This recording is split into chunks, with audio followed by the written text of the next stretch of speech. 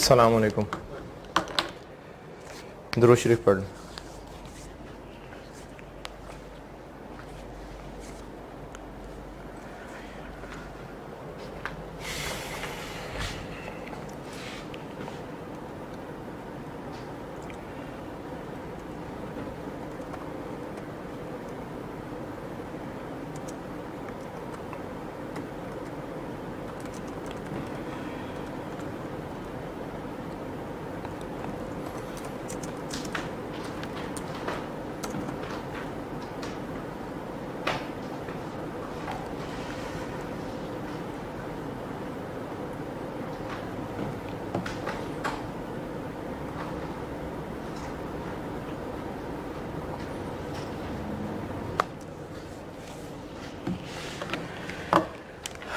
जी, balance sheet पे हो रही थी बात और उसी को लेके बढ़ता हूँ आगे।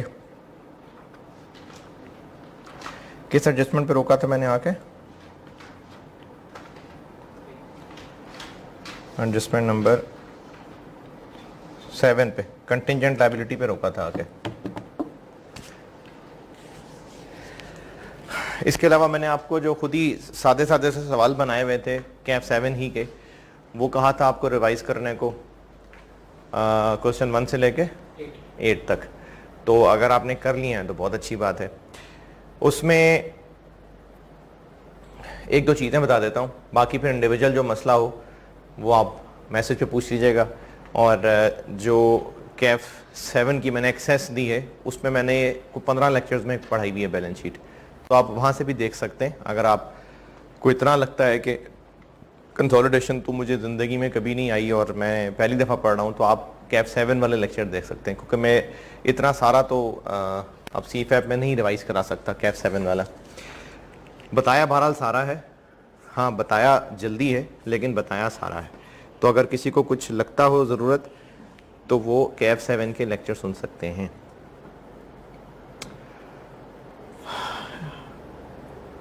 इनकम के हवाले से पेरेंट और एस आपस में अगर एक दूसरे को कोई सर्विसेज या गुड्स या कोई चीज़ें बेच रहे हैं और उस पर इनकम कमा रहे हैं, यानी एक ने दूसरे को बेचा तो एक की सेल दूसरे की परचेजेस, एक ने दूसरे को कुछ सर्विसेज दी तो एक की सर्विस इनकम दूसरे का सर्विस एक्सपेंस, तो बैलेंस शीट का सवाल करते हुए इंटर कंपनी एक दूसरे से इनकम कमाना कोई मसला नहीं है, कोई इशू नहीं है। यानी हमें ये बिल्कुल करने की ज़रूरत नहीं है कि जैसे अगर पी ने एस को लोन दिया हुआ और पी उस पर इंटरेस्ट ले रहा है तो पेरेंट के लिए वो इंटरेस्ट इनकम और एस के लिए इंटरेस्ट एक्सपेंस। तो आप कहें जी चूंकि ये इंटर कंपनी है तो उसको बैलेंस शीट में दोनों की रिटेन अर्निंग से रिवर्स कर दे, नहीं। हमने SOFP के अंदर एक दूसरे से कमाई गई इनकम एक्सपेंसेस को हरगिज रिवर्स नहीं करना। एक दूसरे से इनकम एक्सपेंस कमाना कोई मसला नहीं है। और SOCI पढ़ाऊंगा ना आपको अभी 44 लेक्चर में, तो उसमें रीजन बताऊंगा। बैलेंस शीट कर बनाते हुए हमने पी और एस की आपस में एक दूसरे से कमाई हुई इनकम को रिवर्स नहीं करना। कोई इशू ही नहीं है एक दूसरे से इनकम कमाना। अगर सर्विस दी है तो सर्विस देने वाले ने इनकम कमा ली, कोई मसला नहीं। अगर पेरेंट ने एस को लोन दिया हुआ है और पेरेंट उस पर इंटरेस्ट इनकम कमा रहा है, एस उसको इंटरेस्ट कॉस्ट रिकॉर्ड कर रहा है, तो कोई इशू नहीं है। अगर पेरेंट ने कोई मैनेजमेंट सर्विसेज दी हैं एस को और एस ने उसको एक्सपेंस रिकॉर्ड किया और पेरेंट ने उसको अपनी इनकम बनाया, तो इसमें कोई भी इशू नहीं है। SOFP में इश्यूज क्या है याद रख लें। एक दूसरे का पेएबल रिसीवेबल ना आए, अगर आ रहा है तो एलिमिनेट कर दें, क्योंकि SOFP में बैलेंसेस होते हैं, ट्रांजैक्शन थोड़ी होती हैं। दूसरा, जिस चीज को बेच के सेलर ने प्रॉफिट कमाया था, अगर वो चीज आज भी बायर की बुक्स में मौजूद है तो उसमें छुपा हुआ प्रॉफिट अनरियलाइज्ड है, वो रिवर्स कर दें। दोबारा, पी और एस की आपस में ट्रांजैक्शन यानी inter company transactions balance sheet point of view से कोई मसला वाली बात नहीं है। ट्रांजैक्शंस, क्योंकि बैलेंस शीट में ट्रांजैक्शंस नहीं आते, बैलेंसेस आते हैं। Inter company transactions balance sheet को अफेक्ट नहीं करेंगी। अगर एक ने दूसरे से कोई इनकम कमा ली है तो कमा ली, कोई मसला नहीं है। बस दो चीजें याद रखिएगा, इंटर कंपनी बैलेंसेस यानी पेएबल रिसीवेबल वो एलिमिनेट किए जाएंगे, और इंटर कंपनी सेल, जिस चीज को बेचा गया था उस पे सेलर ने जो प्रॉफिट कमाया था कोई मसला नहीं, लेकिन अगर बायर के पास वो चीज आज भी एसेट्स में मौजूद है तो फिर उस एसेट में जितना प्रॉफिट बाकी रह गया है वो अनरियलाइज्ड है, वो एलिमिनेट होगा, एसेट में से भी निकालेंगे और सेलर की रिटेन अर्निंग से भी निकालेंगे। ये दो मसले हैं बस, वरना इंटर कंपनी ट्रांजैक्शन का कोई मसला नहीं है बैलेंस शीट में।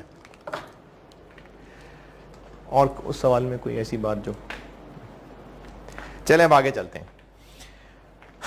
पेरेंट ने एस के जब शेयर्स खरीदे, मैंने बताया था पिछली क्लास के अंदर कि वो शेयर्स हो सकता है एस से डायरेक्टली खरीदे हों, जिसके चांस बहुत कम है, ज्यादा चांस यही है कि एस के फॉर्मर ओनर्स से खरीदे हैं। तो पेरेंट ने जब शेयर्स खरीदे होंगे तो उसके लिए कोई परचेज कंसिडरेशन तय की होगी, यानी ये तय किया गया होगा कि हम आपसे ये शेयर एक कितने में खरीदेंगे। ये जो कंसिडरेशन तय की गई होगी इसकी अमाउंट कैसे निकलेगी, इसकी अमाउंट निकलेगी डिपेंड करता है कि हमने उस कंसिडरेशन को पे सेटल कैसे करना। ये बात दोबारा सुने, हम एस के फॉर्मर ओनर्स से एस के शेयर्स खरीद रहे हैं, वो ये शेयर हमें कितने का बेच रहा है ये उसके मुंह से कही हुई बात पे रिकॉर्ड नहीं करना, हमने रिकॉर्ड इस बात पे करना है कि हमारे पास से जा क्या रहा है, हम कंसिडरेशन क्या दे रहे हैं, उस कंसिडरेशन की वैल्यू कैसे निकालनी है वो बताने लगा हूं। ये होगी हमारी इन्वेस्टमेंट। यानी अगर वो हमें कहता है कि मैंने आपको ये शेयर 14 रुपए का बेचा, अब वो कह रहा है मैं आपको इसका शेयर 14 रुपए का बेच रहा हूं, लेकिन हम जो कंसिडरेशन उसको दे रहे होंगे वो 17 रुपए वर्थ की है, तो हमारे लिए वो इन्वेस्टमेंट कितनी है, 17 की है। ये एक बड़ा बेसिक सा असूल है फाइनेंशियल स्टेटमेंट्स का, सिवाय फाइनेंशियल इंस्ट्रूमेंट्स के। फाइनेंशियल इंस्ट्रूमेंट्स में क्या होता था कि हम जो खरीद रहे हैं इन्वेस्टमेंट, उसके बदले हम पे क्या कर रहे हैं इस पे वो एसेट रिकॉर्ड होता है, नहीं उसकी फेयर वैल्यू पे।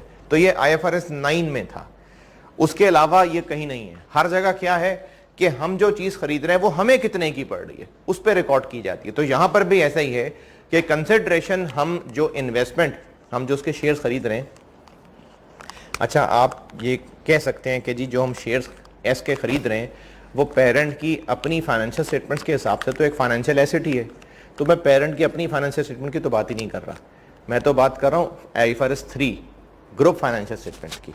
तो group financial statements point of view से पेरेंट ने जो एस के शेयर्स खरीदे वो कितने कॉस्ट करेंगे डिपेंड करता है कि उसके लिए क्या कंसिडरेशन दी जा रही है। तो कंसिडरेशन की कुछ शक्लें हो सकती हैं, जो हम कंसिडरेशन दे रहे हैं इसकी क्या क्या शक्लें हो सकती हैं। एक तो कैश, बल्कि कैश की जगह मैं कह देता हूं, एक तो हो सकता है इमीडिएट कैश, यानी हम उन फॉर्मर ओनर से शेयर लेके फौरन पैसे दे रहे हैं। एक हो सकता है डेफर्ड कैश, ये क्या लगता है नाम से, हमने कुछ अरसे के बाद इसको कैश देना होगा, यानी उन लोगों से कहा है कि पैसे बिल्कुल देंगे। मिसाल के तौर पे हमने उनसे कहा है जी आपको 5 रुपए तो हम अभी पकड़ा देते हैं, बाकी 3 रुपए आपको हम और देंगे लेकिन 3 साल बाद देंगे। ये हो गया डेफर्ड कैश। फिर इसके अलावा एक और, वो जरूरी नहीं है कैश हो, नॉन कैश भी हो सकता है, लेकिन मैं चूंकि इसके नीचे लिख रहा हूं आप, इसलिए मैं मिसाल कैश दे रहा हूं, वरना वो नॉन कैश भी हो सकता है। वो होता है कंटिंजेंट, ये नॉन कैश भी हो सकता है। मैंने वैसे ऊपर कैश कैश लिख दिया, इसका मतलब ये नहीं कि ये भी कैश ही होगा, कैश भी हो सकता है, नॉन कैश भी हो सकता है। कंटिंजेंट कंसिडरेशन क्या है? कंटिंजेंट कंसिडरेशन ये है कि हमने जिन लोगों से शेयर्स खरीदे वो बड़ी बड़ी बातें कर रहे थे, जी कंपनी एस क्या कमाल कंपनी है और इसमें हमने ऐसे ऐसे डिसीजंस ले लिए हुए हैं, वो डिसीजंस आपको 4 साल बाद पता चलेंगे। जैसे वो हुकूमत कहती है ना कि हमने जो जो स्टेप्स ले लिए हैं तो 3-4 साल बाद, 5 साल बाद जाके नजर आएगा। तो जिन लोगों से हमने शेयर्स खरीदे उन्होंने हमसे कहा कि हमने बड़े अच्छे अच्छे डिसीजन लिए हैं, इसमें बीज बो दिए हैं, अब आपको 3-4-5 साल के बाद पता चलेगा कि हमारे जो डिसीजन थे वो कितने फ्रूटफुल थे। तो हम उनसे कहते हैं कि चलो ठीक है, हम देखेंगे अगर जो तुम कह रहे हो वाकई वो हुआ तो तुम्हें फिर और पैसे दे देंगे। अब ये जो पैसे हमने देने हैं ये कंफर्म देने हैं, नहीं, ये डिपेंडेंट है कुछ शर्तों पे, और अगर वो शर्तें पूरी हो गई, सिर्फ रेफरेंस के लिए बता रहा हूं, जैसे वो IFRS 2 में होता था ना वेस्टिंग कंडीशंस, कि फलानी कंडीशंस पूरी होंगी तो शेयर्स मिलेंगे, तो उसी तरह से हमने फॉर्मर ओनर्स के साथ कुछ कंडीशंस तय की कि अगर फलाने रिजल्ट्स अचीव हो गए तो फिर हम तुम्हें इतने पैसे या इतने शेयर्स या इतने डिवेंचर और दे देंगे, तो ये कहलाती है कंटिंजेंट कंसिडरेशन। फिर इसके अलावा हो सकता है कि हम उन लोगों से कहें कि शेयर एक्सचेंज कर लेते हैं। शेयर एक्सचेंज से मुराद ये है, शेयर एक्सचेंज से मुराद ये है कि पेरेंट कंपनी एस के पुराने ओनर से एस के शेयर्स खरीद रही है, तो वो उनको कहती है कि तुम एस के शेयर्स हमें दे दो, हम तुम्हें अपने शेयर्स इशू कर देते हैं। शेयर एक्सचेंज, इसके लिए यकीनन कोई ना कोई रेशो एग्री होगी। फिर इसके अलावा हो सकता है कि हम उनको कहें कि अभी पैसे नहीं है हमारे पास, एक तो था ना कि हम तुम्हें 3 साल बाद पैसे देंगे, एक और चीज हो सकती है कि हम तुम्हें ऐसा करते हैं आज डिबेंचर इशू कर देते हैं, 5 साल बाद वो कैश में कन्वर्ट कर रिडीम हो जाएंगे। अच्छा, उसमें और उसमें फर्क क्या है? उसमें इंटरेस्ट नहीं मिल रहा होगा, उसमें हमने बस कह दिया 3 साल बाद 4 साल बाद पैसे देंगे। लेकिन अगर हमने इशू ऑफ डिबेंचर्स कर दिए तो अब ये डिबेंचर होल्डर्स बन जाएंगे वो लोग, और इसकी जब भी मेच्योरिटी आएगी तब कैश पे तो रिडीम होंगे ही होंगे, उसके अलावा चूंकि डिबेंचर्स हैं तो इंटरेस्ट भी उनको जाना होगा। फिर इसके अलावा हो सकता है कि हम उन लोगों को कोई एनी अदर एसेट,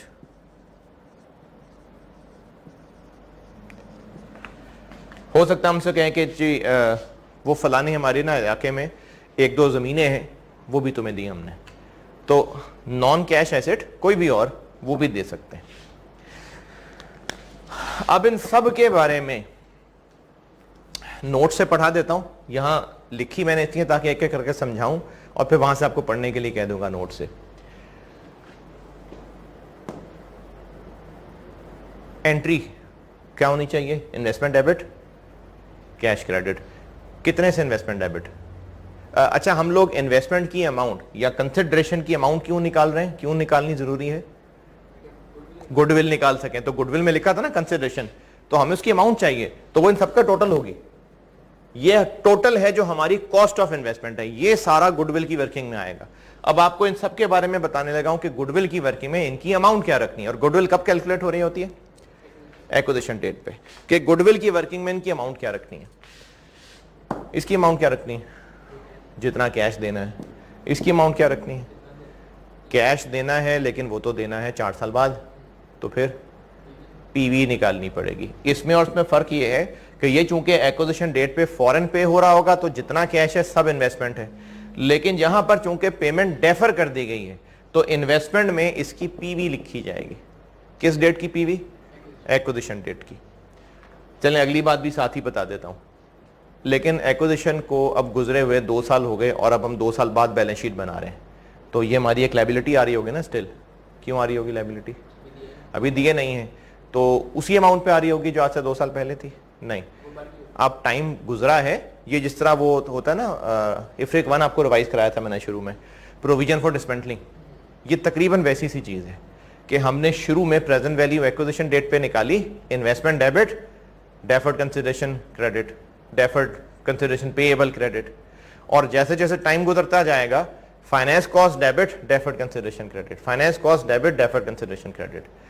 और ये फाइनेंस कॉस्ट किसकी फाइनेंस कॉस्ट होगी? यानी अगर रिटेन अर्निंग की वर्किंग की बात करें तो पी या एस? पी। तो एक्विजिशन डेट के ऊपर इसकी पीवी इन्वेस्टमेंट का हिस्सा, फिर टाइम गुजरता जाएगा तो हम फाइनेंस कॉस्ट बनाते जाएंगे, वही डिस्काउंटिंग खत्म होती जाएगी ना, अनवाइंडिंग, तो फाइनेंस कॉस्ट बनाते जाएंगे और हमारी लायबिलिटी और बढ़ती जाएगी। और ये पी का एक्सपेंस है, एस का नहीं है, ये पी का एक्सपेंस है। ये डेफर्ड कंसिडरेशन। कंटिंजेंट कंसिडरेशन, चूंकि कंटिंजेंट है और आपको थोड़ा बहुत अगर वो IFRS 2 में याद हो तो उसमें ऑप्शंस की, मैंने कहा था ऑप्शंस की ना प्राइसिंग के मॉडल्स होते हैं।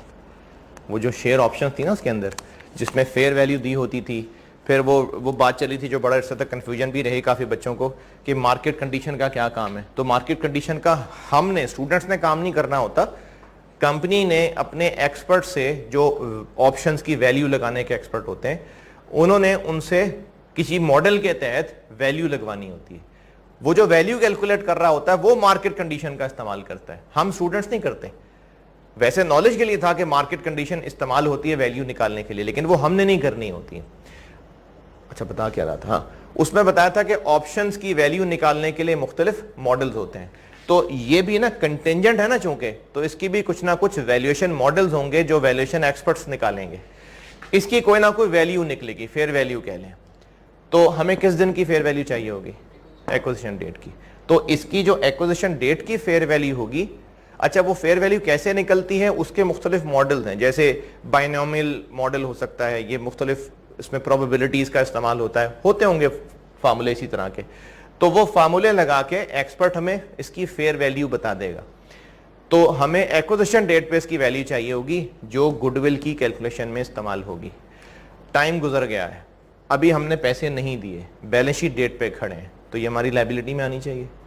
हो सकता है इसकी फेयर वैल्यू जो एक्विजिशन डेट पे थी अब कुछ टाइम गुजरने के साथ साथ बढ़ गई हो। डिस्काउंटिंग फैक्टर की बात नहीं कर रहा, फेयर वैल्यू चेंज हो गई है। तो क्या करें हम जो चेंज हो गई है? तो हम इसको लायबिलिटी में ईयर एंड फेयर वैल्यू पे बनाएंगे और एक्विजिशन डेट से लेके अब तक जो चेंजेस आई हैं उसको पेरेंट की रिटेन अर्निंग में एक्सपेंस बना देंगे।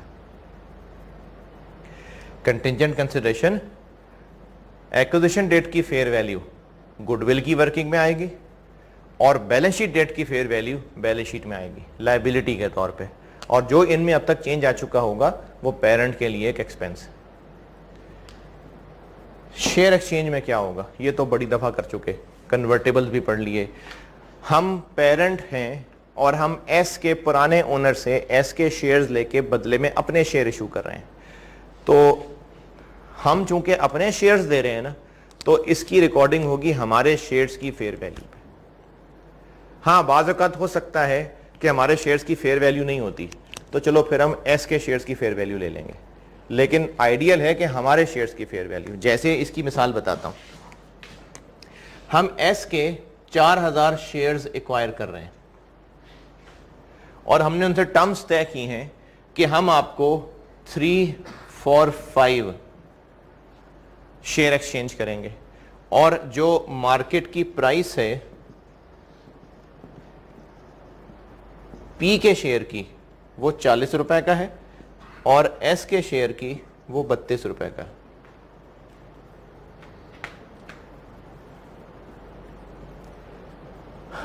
तो हमें एस के 4000 शेयर्स एक्वायर करना कितना कॉस्ट कर रहे हैं, कैसे निकालें? हम एस के 4000 शेयर्स एक्वायर कर रहे हैं, बदले में अपने कितने इशू कर रहे होंगे? 3 for 5। नहीं, इसको कहेंगे हम इशू या एक्सचेंज। पहले पी वाले शेयर आएंगे कि हम पी के 3 दे रहे हैं for 5 जी। हम 4000 शेयर्स एस के ले रहे हैं इंटू 3/5, हम अपने इतने शेयर इशू कर रहे हैं, यानी हमें इस इन्वेस्टमेंट के लिए अपने इतने शेयर इशू करने पड़ रहे हैं और हमारा शेयर कितनी वर्थ का है? ये हमारी कॉस्ट ऑफ इन्वेस्टमेंट होगी। इसमें से 10 रुपया कैपिटल में जाएगा और 30 रुपया प्रीमियम। ये शेयर एक्सचेंज।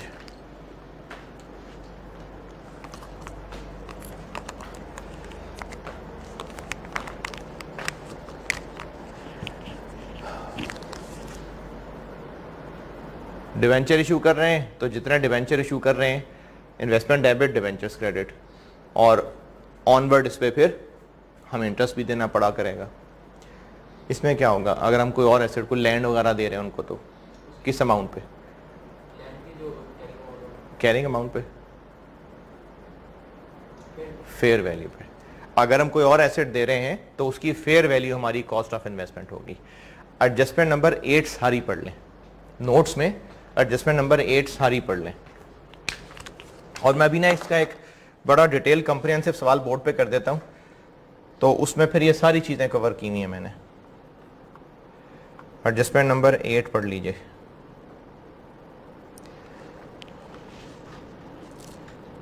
देखो 1.5 पेज पे फैली हुई है, सारी पढ़ें।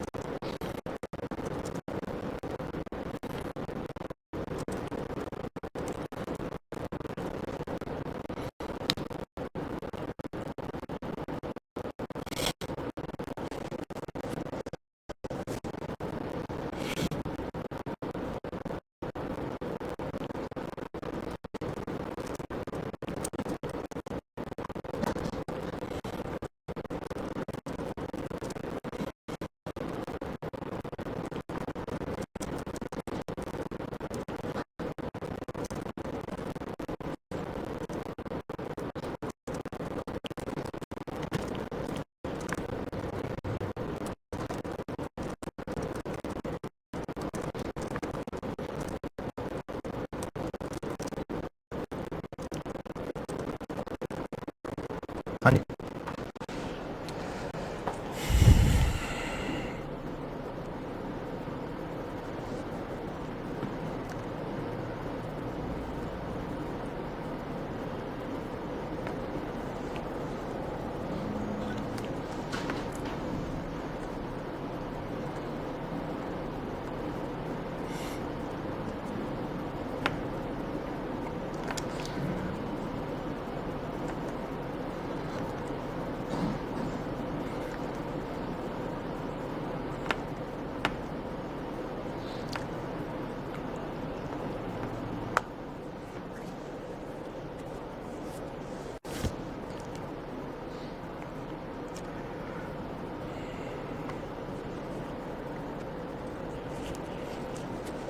ये सारी जनरली अनरिकॉर्डेड होती है, ठीक है, अगर एडजस्टमेंट में लिखा हो। ये अगर सवाल वाला आपसे टेस्ट कर रहा है तो उसको मज़ा ही तब आएगा जब आपको कहेगा जी हमने रिकॉर्ड नहीं किया, आप खुद रिकॉर्ड करें। वरना अगर सारी अकाउंटिंग हो गई है तो उतना कॉम्प्लिकेटेड बनाने की ज़रूरत ही क्या है। तो अगर उसने टेस्ट करना है तो इसलिए इसने टेस्ट करना है कि रिकॉर्ड नहीं किया हुआ।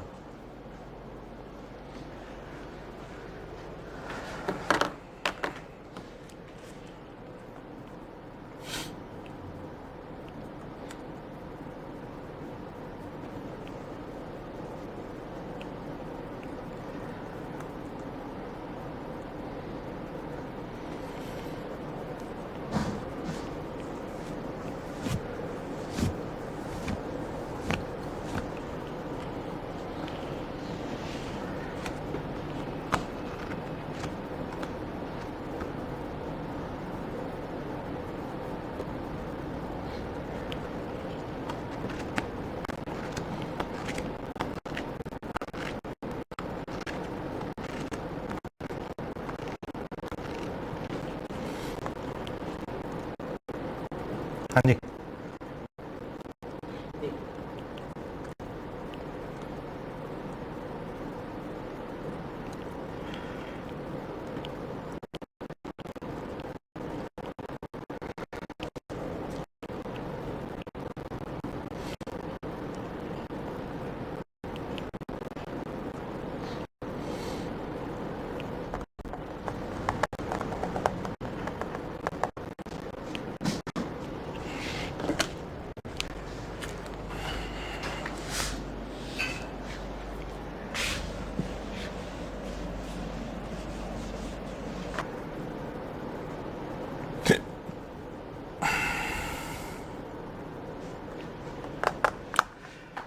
अच्छा, एडजस्टमेंट नंबर 7 और 8 के दरमियान में एक डब्बा बना हुआ है।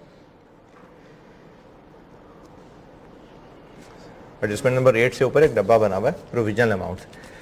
ये ना एक कॉन्सेप्ट है मेजरमेंट पीरियड आईएएस में, ये आपसे एग्जाम में टेस्ट हो सकती है बात। मेजरमेंट पीरियड का कॉन्सेप्ट ये है कि हम लोग गुडविल की कैलकुलेशन कर रहे हैं, तो उसमें हम एस के एसेट्स की फेयर वैल्यू एडजस्टमेंट कर रहे हैं। इसी तरह से एस का कोई ऐसा इंटेंजिबल एसेट जो उसकी बुक्स में नहीं था लेकिन उसकी फेयर वैल्यू है। जी मैं बता रहा था कि एक कॉन्सेप्ट है मेजरमेंट डेट का, वो कॉन्सेप्ट ये है मेजरमेंट पीरियड, वो कॉन्सेप्ट ये है कि अगर हमने एक्विजिशन डेट के ऊपर सही गुडविल जाननी है, और बात सिर्फ गुडविल जानने की नहीं है, बात यह है कि हमने एस के एसेट्स और लायबिलिटीज जो एक्विजिशन डेट पे मौजूद थे, एक तो है ना कि बाद में अराइज हुआ, वो और बात है, एक्विजिशन डेट पे मौजूद थे, आइडेंटिफाइबल थे, उनकी फेयर वैल्यू निकलनी बनती थी, उनकी फेयर वैल्यू निकाली जाएगी और उनको ग्रुप बैलेंस शीट में इज्जत के साथ लाया जाएगा। लेकिन हो सकता है कि किसी लैक ऑफ इंफॉर्मेशन की वजह से उस दिन कुछ वैल्यूज नहीं निकल पा रही थी। जैसे ब्रांड की वैल्यू निकालनी है, कोई आसान काम नहीं है वैल्यू करना उसको, तो जो एक्सपर्ट्स वैल्यू कर रहे थे उन्होंने कहा जी हमें थोड़ी इंफॉर्मेशन और चाहिए, अभी हमारे पास अभी टाइम नहीं है, हमारे पास 4, 5, 6 महीने लग जाएंगे। तो उस बीच में ईयर एंड आ गया। अब जब ईयर एंड आ गया तो बैलेंस शीट तो बनानी है, हमने ग्रुप अकाउंट्स बनाने हैं और वैल्यू एक्सपर्ट बता नहीं रहा हमें, तो क्या करें? हैं अंदाजा लगा लेंगे, यानी प्रोविजनल। उससे कहेंगे अच्छा अंदाजा तो बताओ ना, वो कहेगा जी प्रोविजनली इतना रख लें, तो वो प्रोविजनल अमाउंट के साथ हम ईयर एंड पे कंसोलिडेशन कर देंगे। अगले साल जब एक्सपर्ट 2, 4, 6 महीने के बाद हमें एक्चुअल वैल्यूज दे देगा, एक्चुअल तो खैर नहीं लेकिन ये रिलायबल एस्टीमेट दे देगा, तो फिर हम उन रिलायबल एस्टीमेट्स को यूज कर लेंगे और उन रिलायबल एस्टीमेट्स को यही समझ के यूज करेंगे कि ये पहले दिन की वैल्यूज हैं, यानी गुडविल हम रिवाइज करेंगे। तो आईएएस ये कहता है जी कि ये ना हो कि आपका जो एक्सपर्ट है वो 15 साल का वक्त मांग ले, उससे को बस साल बहुत है, इससे ज्यादा टाइम नहीं है हमारे पास। तो ये मेजरमेंट पीरियड कहलाता है। इसका कॉन्सेप्ट क्या है कि अगर ईयर एंड आ गया है, हो सकता है 3 महीने पहले एक्वायर किया हो और उस वक्त तक इंफॉर्मेशन की कमी की वजह से हम वैल्यूज रिलायबली नहीं एस्टीमेट कर पा रहे, तो प्रोविजनल अमाउंट्स ले लें और जब रिलायबल इंफॉर्मेशन आ जाए तो पिछली फिगर्स को अमेंड कर दें, रीस्टेट कर दें, रेट्रोस्पेक्टिवली लेके चलना शुरू कर दें। हैं? नहीं, वो दोबारा ही करते हैं, लेकिन वो तो स्टूडेंट दोबारा करता है ना। अगर किसी ने एक्सेल में कैलकुलेट करके गुडविल रखी हुई है तो वो हर साल थोड़ी गुडविल की वर्किंग दोबारा कर रहा होगा, वो तो स्टूडेंट है ना जो सवाल में दोबारा कर रहा होता है। लेकिन असली में जब काम हो रहा होगा तो एक्विजिशन डेट के ऊपर जो कैलकुलेशंस कर ली होंगी, ये अच्छा ऐसा नहीं कि गुडविल किसी की बुक्स में आना शुरू हो गई है, लेकिन उसने एक्सेल में सॉल्व तो करके रखी हुई है ना, वो हर साल थोड़ी दोबारा कैलकुलेशन किया करेगा, वो हर साल अपडेट हुआ करेंगी, लेकिन गुडविल बस कैलकुलेट कर ली सो कर ली, बार बार थोड़ी करेगा। तो वो जो उसने टेम्परेरीली करके रखी थी अगले साल फिर उसको चेंज कर देगा। तो ये चीज आपसे एग्जाम में टेस्ट हो सकती है इस तरह से कि पिछले साल अंदाजा ये लगाया था, एक्विजिशन पिछले साल आखिरी महीने में हुई थी, तो इस साल के शुरू के 2-3 महीने गुजरे थे तो अंदाजा रिवाइज कर दिया, तो आप गुडविल नई कैलकुलेट करेंगे। ये इस डब्बे के अंदर लिखा हुआ है, पढ़ लें डब्बा, चलें।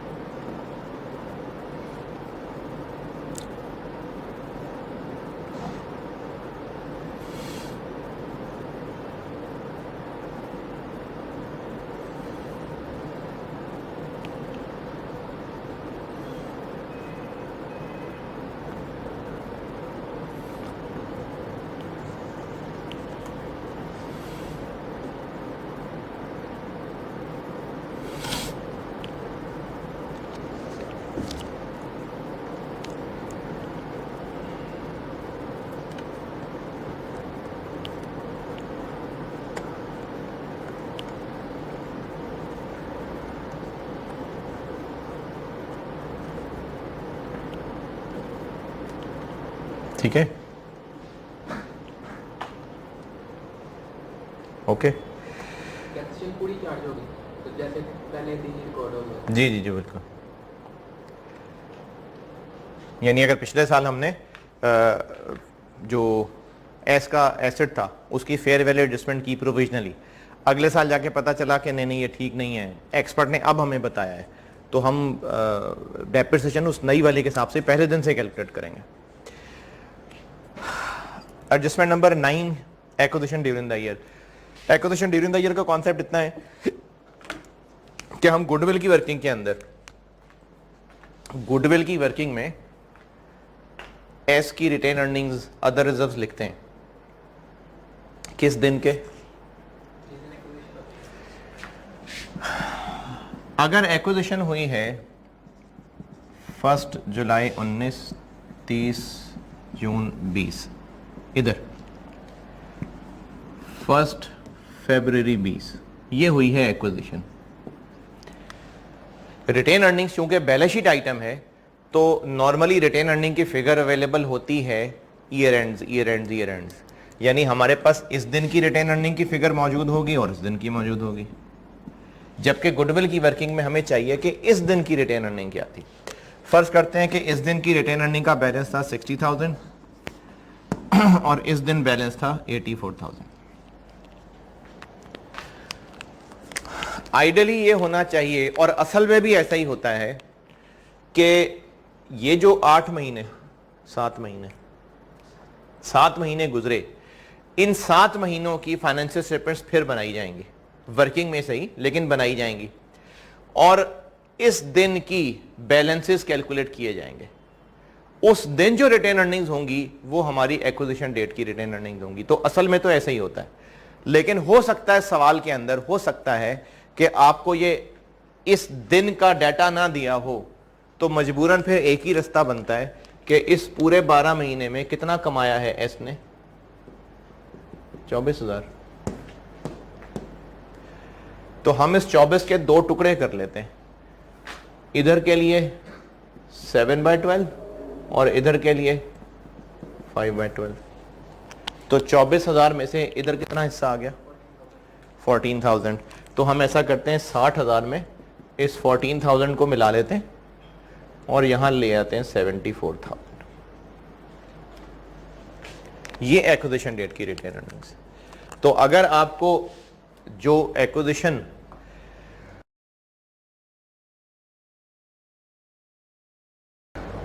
की डेट सवाल में बताई है और वो ईयर एंड के कहीं दरमियान में है, दरमियान मतलब स्टार्ट या एंड के अलावा, तो एक्विजिशन डेट की रिटेन अर्निंग्स अगर ना हो तो फिर हम निकाल सकते हैं।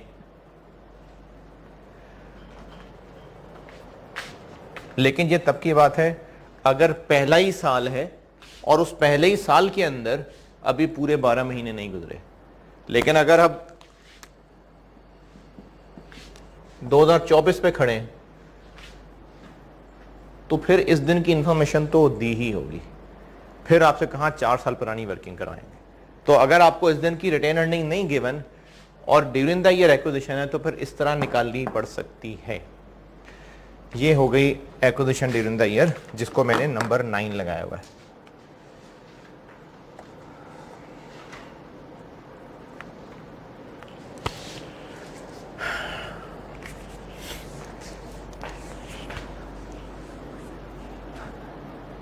Number 10, deferred tax. हमने बेशक अभी IAS 12 पढ़ना है, लेकिन आपने कैप 7 में पढ़ा तो हुआ है, तो कच्चा कच्चा तो आता ही होगा। मैंने पढ़ाना है, सारा पढ़ाना है, लेकिन IAS 12 में आपको इतना बहुत तो याद होगा ही होना चाहिए कि एक होता है करंट टैक्स, एक होता है डेफर्ड टैक्स। जो हमने गवर्नमेंट को टैक्स रिटर्न फाइल करते हुए टैक्स पे करना होता है, जो टैक्स रूल्स के मुताबिक होता है, वो करंट टैक्स होता है। और वो टैक्स जो हम सिर्फ अपनी फाइनेंशियल स्टेटमेंट्स में मैचिंग पूरी करने के लिए डाल रहे होते हैं, वो डेफर्ड टैक्स होता है। ये क्या है, ये IAS 12 में बताऊंगा। तो पेरेंट और एस की अपनी अपनी टैक्सेशन की कैलकुलेशन तो हो चुकी, करंट भी डेफर्ड भी सब हो चुका, लेकिन जब हम ग्रुप फाइनेंशियल स्टेटमेंट्स बना रहे हैं तो ग्रुप में आते आते वो फिगर्स कर दी हैं हमने चेंज, जैसे fair value adjustments, URP changes कर दी ना हमने। तो जब हमने S और P की फिगर्स में चेंजेस कर दी हैं तो इनकम एक्सपेंस प्रॉफिट्स, जैसे पेरेंट और एस की रिटेन अर्निंग्स में कुछ ना कुछ हम चेंज करते हैं तो वो इनकम एक्सपेंस होता है तो चेंज करते हैं ना, और अगर इनकम एक्सपेंस चेंज होगा तो टैक्स भी चेंज होगा। लेकिन ये चूंकि कंसोलिडेशन की चीजें हैं, ग्रुप, अच्छा ग्रुप की अपनी को टैक्स रिटर्न होगी? नहीं, टैक्स रिटर्न तो इंडिविजुअल कंपनीज की होगी, लेकिन ग्रुप पॉइंट ऑफ व्यू से जब हम कंसोलिडेट कर रहे होंगे तो फिर मजीद हम एडजस्टमेंट्स कर रहे हैं। यूआरपी कहा मैंने, फेयर वैल्यू एडजस्टमेंट है, उसके ऊपर एक्स्ट्रा डेप्रिसिएशन चार्ज कर रहे हैं। तो पी और एस के अपने अपने प्रॉफिट्स उनकी अपनी अपनी फाइनेंशियल स्टेटमेंट्स में तो जैसे हैं वैसे हैं, लेकिन ग्रुप बनाते हुए हम उनमें चेंजेस कर रहे हैं ना, तभी रिटेन अर्निंग में प्लस माइनस कर रहे होते हैं। तो हम उनके जब प्रॉफिट्स चेंज करेंगे तो टैक्स भी चेंज होगा, लेकिन इस टैक्स चेंज का रिटर्न से कोई ताल्लुक नहीं होगा। तो फिर ये सारी चेंजेस किस टैक्स में करेंगे? डेफर्ड टैक्स में। एक्विजिशन डेट पे भी हो सकता है। एक्विजिशन डेट पे कैसे हो सकता है? हम गुडविल की वर्किंग के अंदर फेयर वैल्यू एडजस्टमेंट्स कर रहे हैं, किस दिन? तो उस दिन हम जब वैल्यूज चेंज कर रहे हैं, तो जब वैल्यूज चेंज हो रही हैं, कैरिंग अमाउंट्स चेंज हो रही हैं, तो फिर टैक्सेबल डिफरेंस चेंज होगा। Carrying amount, tax base, taxable difference, deductible difference, ये आपको कच्चा कच्चा शायद जहन में हो, मैंने IAS 12 पढ़ाना है आपको अभी। तो अगर ये टैक्स वाली चीज आपको इतनी अच्छी समझ ना आ रही हो तो आप इंतजार कर लेना, इस टॉपिक को बस टैक्स पॉइंट ऑफ व्यू से गुजार लेंगे, क्योंकि बहुत ज्यादा टेस्टिंग नहीं है इसकी बहुत, हाँ लेटेस्ट अटेम्प्ट में जरूर जरा अच्छा टेस्ट हुआ था, लेकिन इसकी कोई बहुत टेस्टिंग नहीं है टैक्स की कंसोलिडेशन के अंदर। 2-3 दफा टेस्ट हुआ है, लेकिन आप उन 2-3 दफा को काम चलाने के लिए गुजार के IAS 12 पढ़ने का इंतजार कर सकते हैं। तो जब हम एक्विजिशन डेट के ऊपर फेयर वैल्यू एडजस्टमेंट्स कर रहे होते हैं तो उनके ऊपर फिर साथ अकॉर्डिंगली डेफर्ड टैक्स भी क्रिएट होगा, और ये तो होगा डेफर्ड टैक्स एक्विजिशन डेट के ऊपर क्रिएट, उसके बाद जो टाइम गुजरा होगा उस पर मजीद डेफर्ड टैक्स आएगा, वो भी एक सवाल से सिखाता हूं आपको। तो ये एडजस्टमेंट नंबर 10 में मैंने लिखा हुआ है। ये कैसे कर रहा है ये भी एक सवाल बनाया हुआ है मैंने, जिसमें सारी एडजस्टमेंट समेटी है जितनी भी एक सवाल में डाल सकता था। तो उसका सवाल कराता हूं अभी। तो ये वर्किंग, ये एडजस्टमेंट नंबर आप 10 पढ़ लें।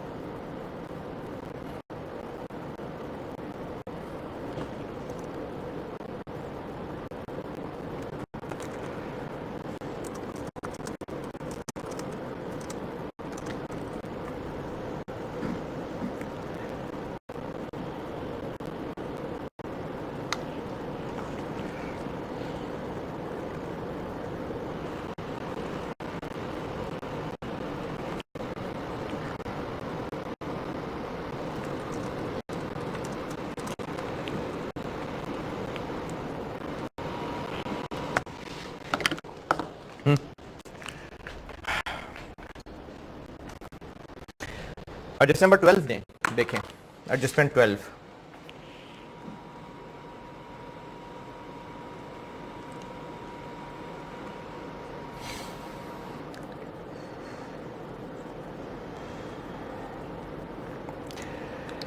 एडजस्टमेंट 12 ये है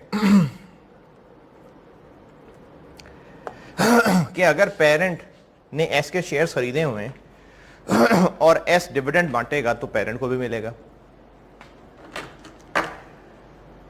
पेरेंट के लिए ये एक इनकम है और एस के लिए ये डिस्ट्रीब्यूशन ऑफ प्रॉफिट्स है। एक्सपेंस नहीं कहा मैंने, प्रॉफिट्स की डिस्ट्रीब्यूशन है। तो अगर एक ने दूसरे को कोई इनकम एक्सपेंस कमाया तो उसमें मैंने कहा था कोई मसला नहीं है, अभी क्लास के शुरू में कहा था।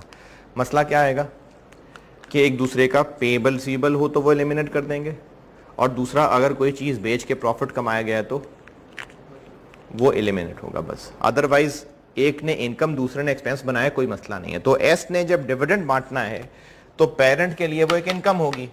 एस रिटेन अर्निंग्स बांट रहा होगा, उसकी रिटेन अर्निंग कम हो रही होंगी, और पेरेंट डिविडेंड ले रहा होगा तो उसके लिए वो इनकम होगी। तो इसमें तो कोई मसला नहीं है। मसला है कि जब एस ने डिविडेंड डिक्लेयर किया होगा, यानी अकाउंट फॉर हो गया होगा, लेकिन अभी चूंकि पैसे नहीं दिए तो एक का पेएबल और एक का रिसीवेबल आ रहा होगा। अब क्या मसला आ गया? अब पेएबल रिसीवेबल एक इंटर कंपनी बैलेंस है, तो हम उस इंटर कंपनी बैलेंस को एलिमिनेट कर देंगे। इसमें डिविडेंड के एतबार से दो तरह के डिविडेंड होते हैं, यानी अगर 2020-2019 पेरेंट ने यहां पर एस के शेयर्स खरीदे थे और एस ने 2019 का डिविडेंड 2020 के शुरू में बांटा, तो ये जो डिविडेंड बांटा होगा ये 2019 के प्रॉफिट्स को बांटा होगा। वो प्रॉफिट्स क्या कहलाते हैं हमारे लिए? Pre acquisition. तो उनका डिविडेंड जब बांटा गया तो मिल वो पी को जाएगा। क्यों मिल जाएगा? क्योंकि अब उसके पास शेयर्स हैं। अच्छा, इससे पुराने जो डिविडेंड्स बांटे गए थे 2018, 17, 16, 15, वो भी पी को मिले थे, तो फिर उनको हमने सीखना भी नहीं है। हम सीख रहे हैं वो डिविडेंड जो एक्विजिशन के साथ ही मिल गया था कुछ ही दिन के बाद। क्यों? क्योंकि ये गुजरे हुए साल का था, तो इसको प्री एक्विजिशन डिविडेंड कहेंगे। और उसके बाद अब अगले ईयर्स में जो डिविडेंड मिला करेगा वो पोस्ट एक्विजिशन डिविडेंड कहलाएगा। हुआ क्या होगा? हुआ ये होगा, ये फाइनेंस का भी एक कॉन्सेप्ट है, और बल्कि ये मुझे याद है मैंने IFRS 2 पढ़ाते हुए भी कहीं ये बात का जिक्र किया था कि जब डिविडेंड मिलने वाला होता है, यानी डिक्लेयर हो गया होता है, तो शेयर की प्राइस टेम्परेरीली बढ़ी हुई होती है। इसको कम डिविडेंड प्राइस कहते हैं। यानी अगर इस दिन शेयर की प्राइस यानी उसकी वर्थ 30 रुपए थी, लेकिन कुछ ही दिन बाद 4 रुपए डिविडेंड मिलने वाला था, तो ये मार्केट में टेम्परेरीली 34 रुपए का बिक रहा होगा। इसको कहते हैं कम डिविडेंड प्राइस। और जब 10-12 दिन के बाद डिविडेंड पे हो जाएगा तो शेयर फिर वापस 34 रुपए से 30 रुपए पे आ जाएगा। इस 30 रुपए को कहेंगे एक्स डिविडेंड प्राइस।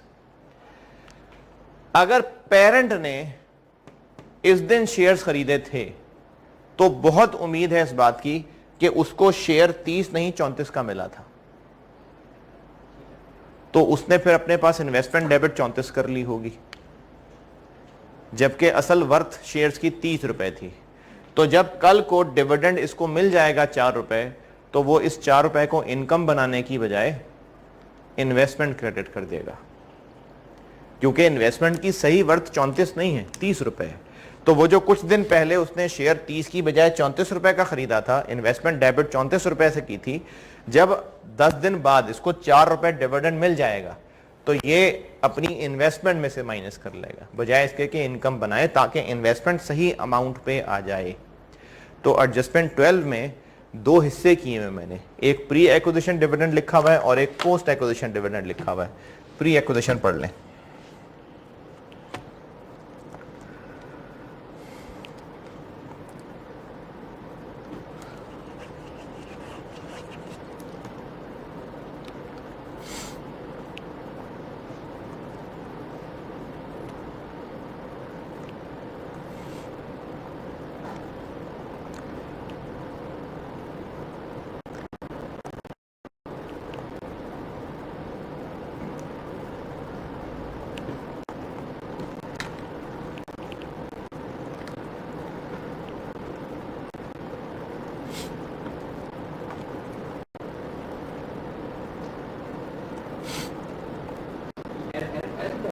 जी,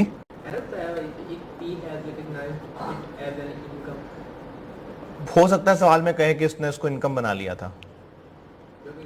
हाँ, लेकिन अगर ऑलरेडी इन्वेस्टमेंट क्रेडिट कर दी हुई है तो कोई मसला नहीं है। नहीं, वो अगर ऑलरेडी इन्वेस्टमेंट रिकॉर्डेड ही है प्रॉपर, तो फिर तो सही इन्वेस्टमेंट ले लेंगे।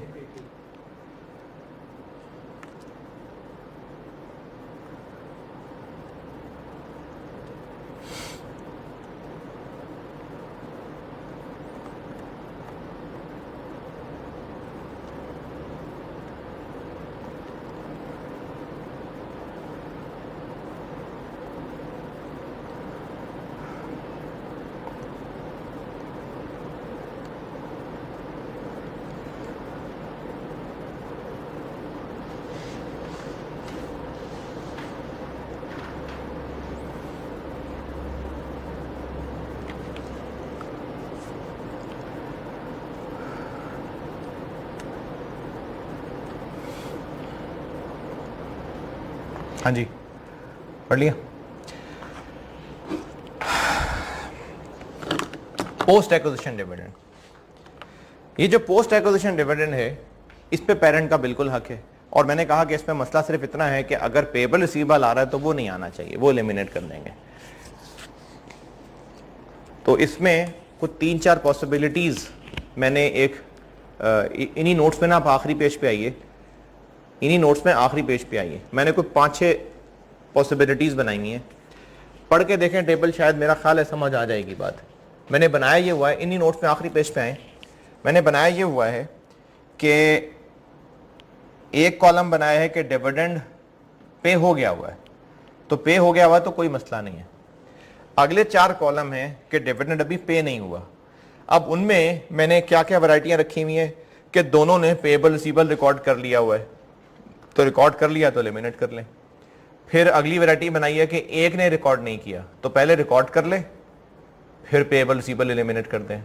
दूसरा ने रिकॉर्ड नहीं किया तो दूसरा रिकॉर्ड कर ले, दोनों ने रिकॉर्ड नहीं किया तो दोनों रिकॉर्ड कर लें। यानी पहले प्रॉपरली रिकॉर्डिंग कर लें ताकि जो इनकम एक्सपेंस बनना था वो बन जाए, उसके बाद पेबल रिसीवेबल एलिमिनेट कर दें। ये इस पेज पे मैंने मुख्तलिफ वैरायटियां बना के लिखा हुआ है।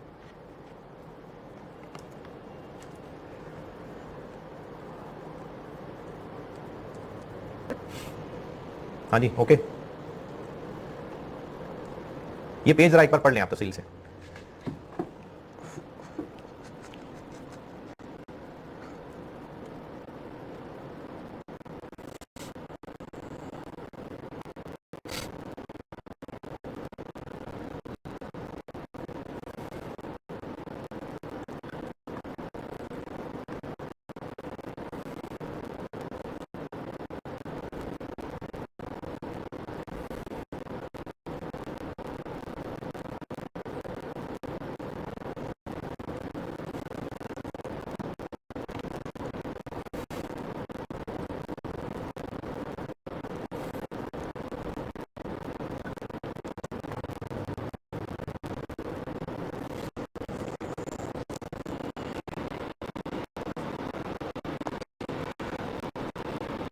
हाँ जी,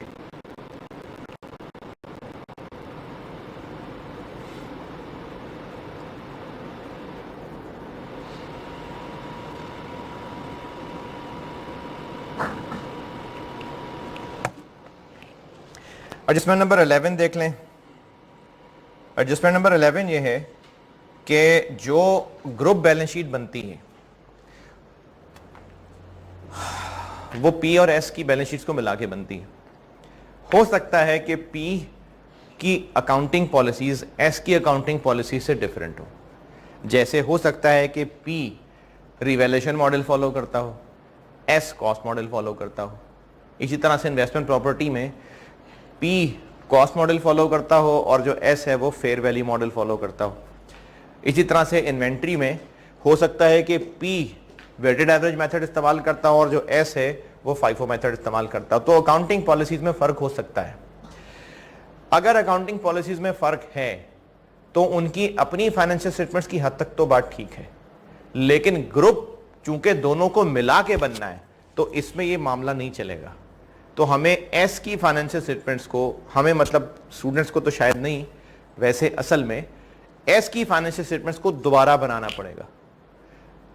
एस को नहीं कहेंगे कि अपनी फाइनेंशियल स्टेटमेंट्स खराब है ठीक करो, उसकी मर्जी अकाउंटिंग पॉलिसीज, लेकिन for the purpose of consolidation हमें एस की फाइनेंशियल स्टेटमेंट्स को फिर से डिजाइन करना पड़ेगा उन्हीं पॉलिसीज के मुताबिक जिसके मुताबिक पी बना हुआ है, ताकि सेम यूनिफॉर्म पॉलिसीज हो सके। तो इनमें हो सकता है कि हमें एडजस्टमेंट करनी पड़ जाए। जैसे हो सकता है कि पेरेंट रिवैल्यूएशन मॉडल पे चल रहा हो और एस कॉस्ट मॉडल पे चल रहा हो, तो हमने फाइनेंशियल स्टेटमेंट्स कंसोलिडेट करने के लिए क्या करना है, फिर एस को खुद से रिवैल्यूएशन पे ले आना है, तो एस को रिवैल्यू कर देंगे। नहीं, वो एक्विजिशन डेट की होती है ना, फेयर वैल्यू एडजस्टमेंट, उसको ईयर एंड पे अपडेट थोड़ी कर रहे होते हैं, लेकिन अब करेंगे।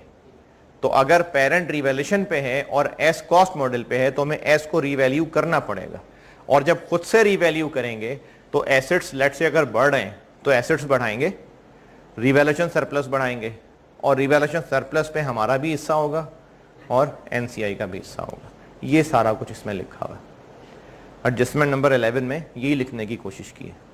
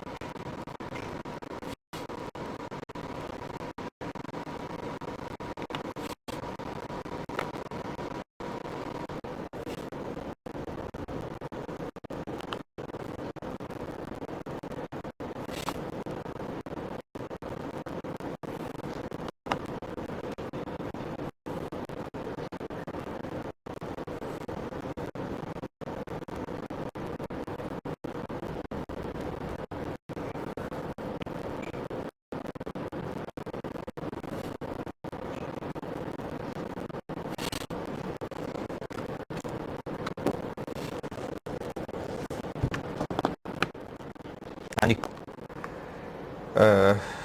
हाँ एडजस्टमेंट 11।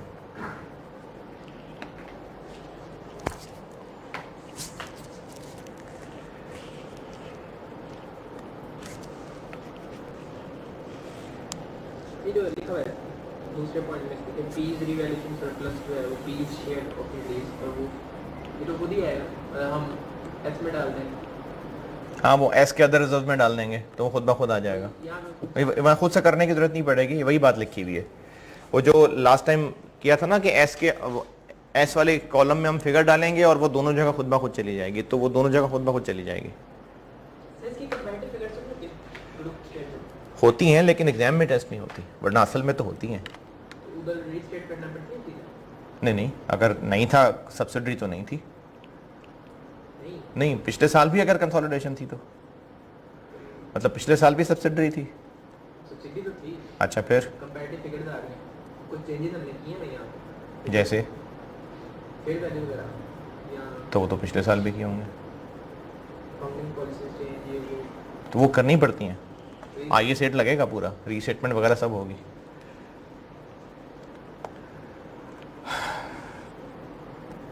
चलें जी, एक एडजस्टमेंट मैंने छोड़ी थी वो अब मैं बताता हूं, क्योंकि जो सवाल कराने लगा हूं उसमें मैंने इस एडजस्टमेंट की प्रैक्टिस डाली है। पहली एडजस्टमेंट पे आ जाए। पहली एडजस्टमेंट, इम्पेयरमेंट। हो सकता है आपको इम्पेयरमेंट लॉस गुडविल का गिवन हो सकता है। जैसे आपने अगर कैप 7 के सवाल किए हैं तो उनमें गिवन था, लेकिन हो सकता है कि खुद निकालना पड़े। अगर खुद निकालना पड़ा तो गुडविल का इम्पेयरमेंट लॉस तो नहीं निकलता, असल में तो सीजीयू का इम्पेयरमेंट लॉस निकलता है। तो आपको सीजीयू की फिर इंफॉर्मेशन दी होगी। बाज़ औक़ात ऐसा होता है कि पूरा एस सीजीयू होता है, तो फिर एस की इक्विटी ये सीजीयू होगी। हो सकता है आपको कहते हैं कि एस के सिर्फ पीपीई फलाना फलाना सीजीयू है बस, तो सीजीयू के बारे में इंफॉर्मेशन होगी। फिर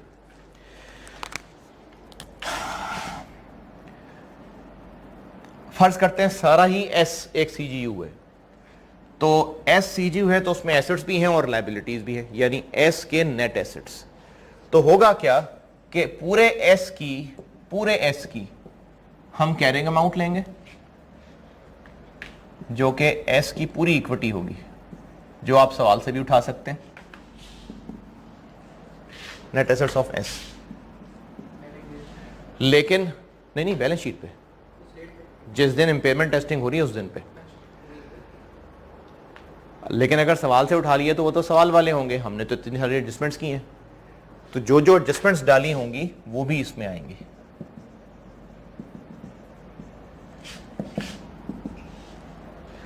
जैसे फेयर वैल्यू एडजस्टमेंट डाली हुई है, एक्स्ट्रा डेप्रिसिएशन वगैरह सब आएगा इसके अंदर। तो एस के नेट एसेट्स, मैं दोबारा कह रहा हूं, अगर आपको गुडविल की इंपेयरमेंट करनी है और आपको इंपेयरमेंट लॉस गिवन है तो फिर तो ये जरूरत नहीं है, लेकिन अगर खुद निकालना है तो फिर वो सीजीयू के तरीके से निकलेगा। तो एस कि हो सकता है कुछ एसेट्स को कह दिया जाए कि बस सीजीयू के अंदर ये एसेट्स हैं, और हो सकता है कि पूरे के पूरे एस को एक सीजीयू कह दिया जाए। तो अगर पूरे के पूरे एस को सीजीयू कहा जाता है तो फिर उसकी कैरिंग अमाउंट और रिकवरेबल अमाउंट कंपेयर करनी है। तो एस के नेट एसेट्स, क्योंकि पूरा एस सीजीयू है तो उसके एसेट्स भी और लायबिलिटीज भी, तो उनको नेट कर लिया यानी इक्विटी। लेकिन आप अगर ये सवाल से फिगर उठा रहे हैं तो फिर हमने कंसोलिडेशन एडजस्टमेंट्स भी की हुई हैं, वो भी लेनी पड़ेंगी, और गुडविल भी लेनी पड़ेगी, क्योंकि सीजीयू का हिस्सा तो गुडविल भी होती है। ये आ जाएगी कैरिंग अमाउंट। इसको कंपेयर करेंगे रिकवरेबल अमाउंट से, बल्कि मैं फिगर्स ही लेके बताता हूं। ये दोनों मिला के 500 हो गया, गुडविल हो गई 80, तो 580। रिकवरेबल अमाउंट है 490, तो इंपेयरमेंट लॉस आ गया 90। किसको चार्ज होगा? किसको? सबसे पहले गुडविल को चार्ज होगा, तो इसमें से सबसे पहले ये जाएगा 80, और जो बाकी 10 और है वो बाकियों को जाएगा। अच्छा, और अगर 540 फिर सिर्फ गुडविल को जाएगा। तो सीजीयू में हम पहले गुडविल को लॉस चार्ज किया करते हैं। यहां तक ओके?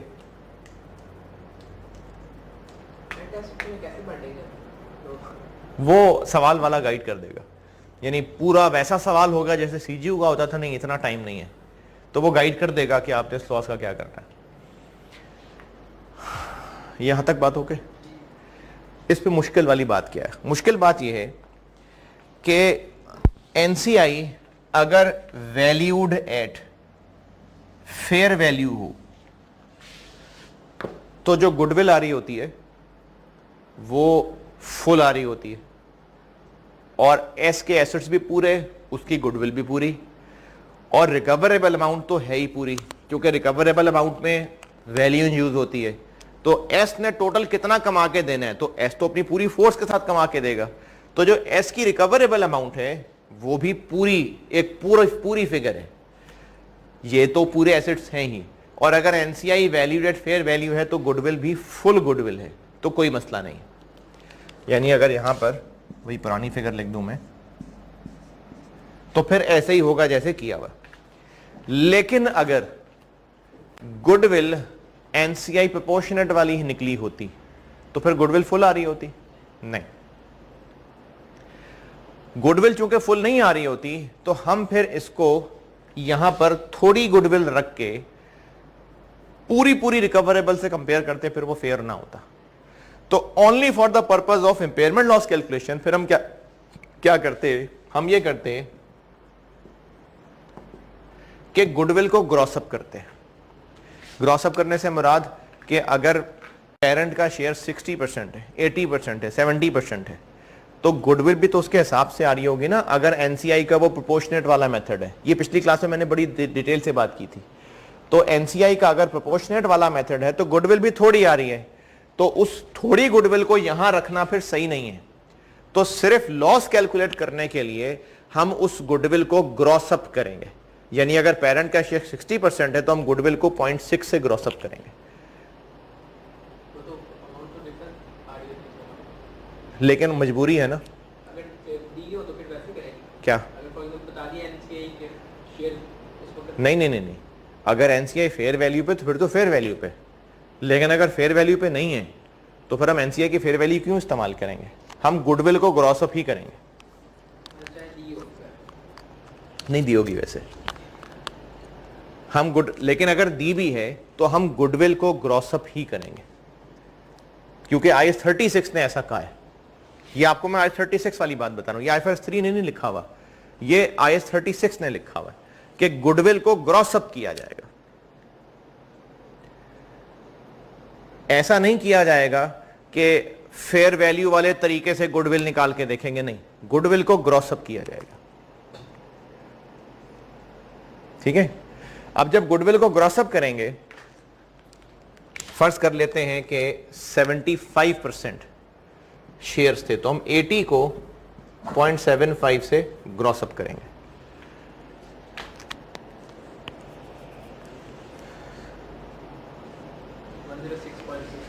वन 110 आ गया, चलें रफली 110 आ गया, ये हो गया 610। अब इस 610 को 490 से कंपेयर करेंगे, कितना आ गया इम्पेयरमेंट लॉस? 120। इस 120 में से 110 यहां जाएगा और बाकी 10 वहां जाएगा, लेकिन गुडविल तो 110 है ही नहीं,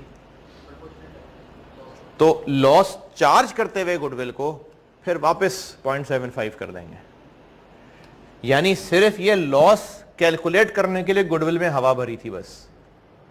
जब ये लॉस कैलकुलेट हो गया और पता चल गया कि इसमें से गुडविल को कितना जाना है और बाकियों को कितना जाना है, एक बार ये निकल आया, उसके बाद 110 का काम खत्म। हमें इससे इतना पता चल रहा है कि गुडविल सारी खत्म। तो हम गुडविल एक्चुअली लॉस चार्ज करते हुए, जो गुडविल की इंपेयरमेंट लॉस की अकाउंटिंग बता दी थी ना, वही अकाउंटिंग करने के लिए क्या करेंगे, हम जब एक्चुअली चार्ज करने लगेंगे तो हम 110 की बजाय इतनी चार्ज करेंगे।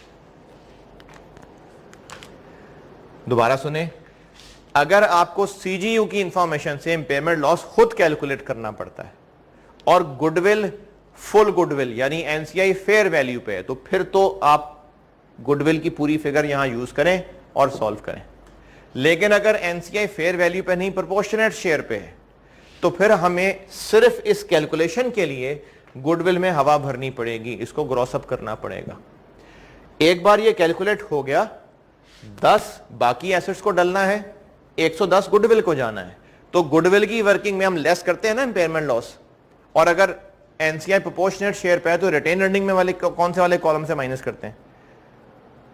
पी वाले में से, तो उसमें से करना होगा ना माइनस, तो 110 माइनस नहीं करेंगे, 110 का 75% माइनस करेंगे।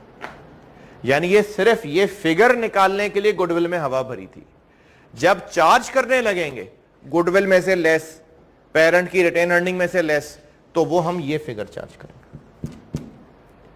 इसी तरह से अगर यहां पर 490 की बजाय 560 होता, 50, अब क्या करें? अब सारा का सारा गुडविल को चार्ज होना बनता है ना, पीपी को नहीं चार्ज होना बन रहा, तो 50 का 50 गुडविल को चार्ज होना चाहिए। बारी तो गुडविल की बन रही है ना, तो जब चार्ज करने लगेंगे तो 50 की बजाय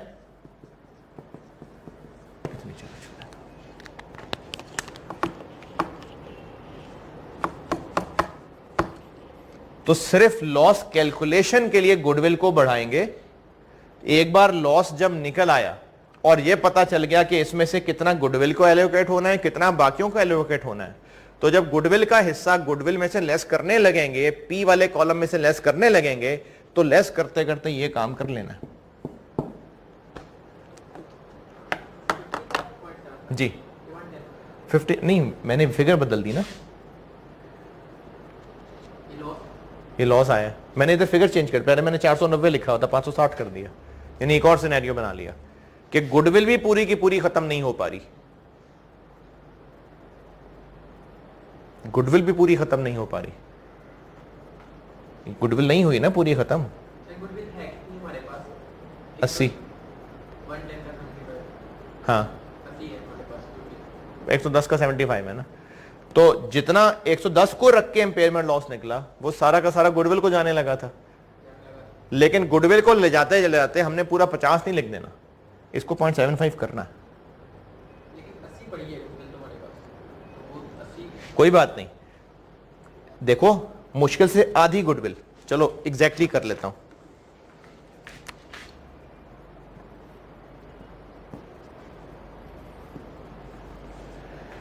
इसको देख के क्या लग रहा है, गुडविल कितनी उड़ने लगी है? आधी, आधी। तो फिर 80 में से भी आधा ही माइनस होना चाहिए ना।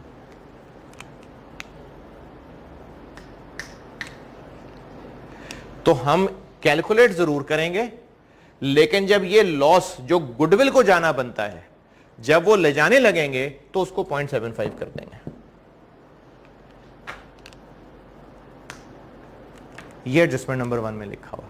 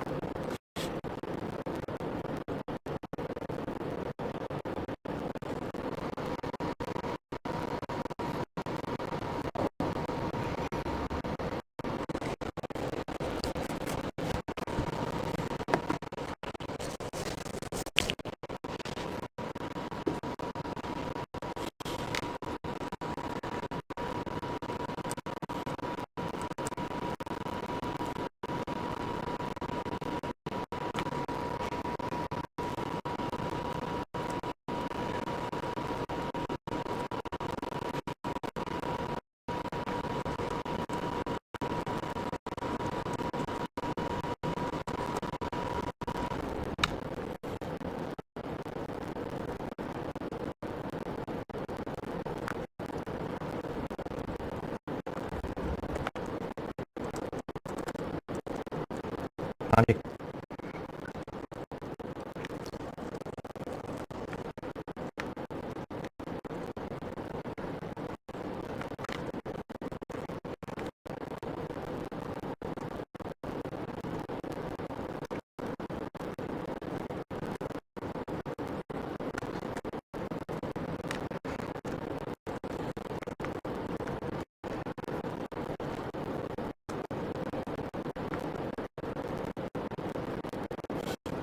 ओके।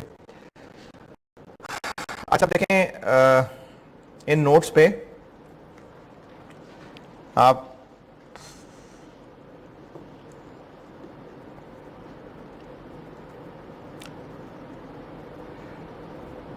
पेज नंबर 10 पे आए।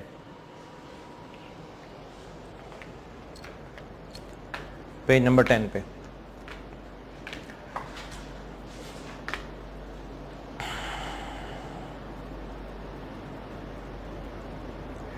मैंने किया ये है, रिवीजन में शायद हेल्प हो आपको इस बात की कि जितनी एडजस्टमेंट्स पीछे पढ़ाई उनको मैंने बैलेंस शीट के फॉर्मेट में ब्रैकेट्स में लिख दिया, यानी आपको रिवीजन में काम आ सकती है बात कि पीपी में क्या क्या प्लस माइनस हो रहा होता है, इन्वेस्टमेंट में क्या क्या प्लस माइनस हो रहा होता है।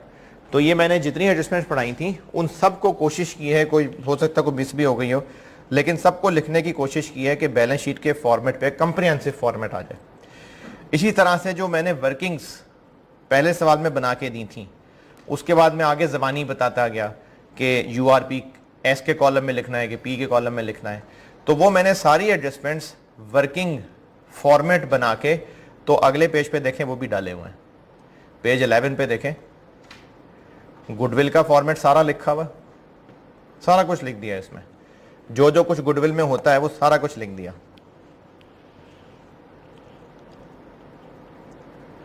अगर एनसीआई फेयर वैल्यू पे है तो, और अगर एनसीआई प्रोपोर्शनेट शेयर पे है तो,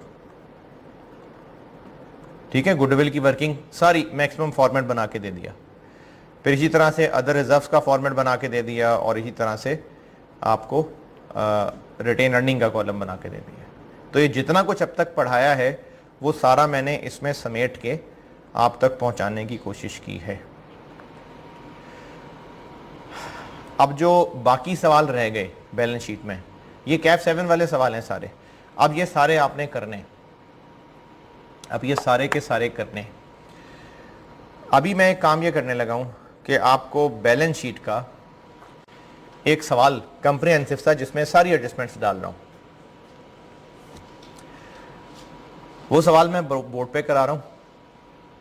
और फिर अगली क्लास में जब मैं एसओसीआई डिस्कस करूंगा तो आप SOCI के फिर वो जो कैफ 7 के सवाल मैंने साथ नोट्स में दिए हैं वो भी आपने फिर सारे करने होंगे, और फिर यही वाला मास्टर सवाल ये जो अभी आपको बैलेंस शीट के लिए कराने लगा हूँ, इसी सारे की मैं इनकम स्टेटमेंट का भी सवाल कराऊंगा, यानी इसी डाटा के साथ, ताकि सेम डाटा आपको लिंक पता चल जाए कि SOFP में और SOCI में उनका क्या इफेक्ट जा रहा है, और इसी डाटा से फिर SOCE भी बनवा दूंगा।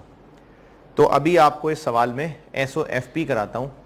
तो सवाल चूंकि लंबा है तो आप ऐसा करिए कि लेक्चर पॉज करके सवाल अच्छी तरह पढ़ लें।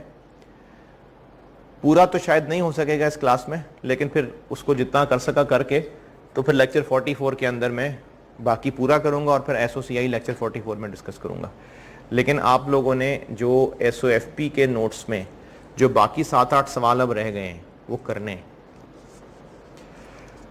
चलें लेक्चर पॉज करके आप सवाल पढ़ लें। ये मैंने अलग से PDF अपलोड किया हुआ है, ये अलहदा से मास्टर क्वेश्चन के नाम से उसका SOFP का ये मैंने अलग से PDF अपलोड किया हुआ है। आप इस सवाल को पढ़ लीजिए और फिर लेक्चर दोबारा लगाइए तो मैं इसको सॉल्व कर रहा हूँ।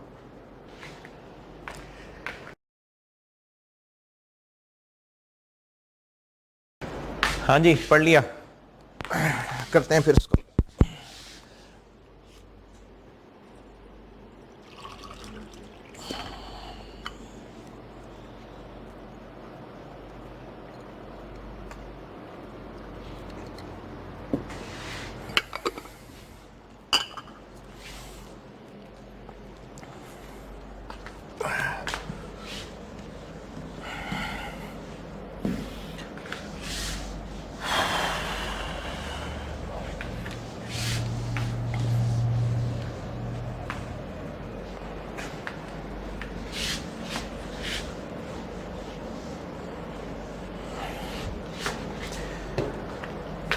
यार वो ठंड लग रही।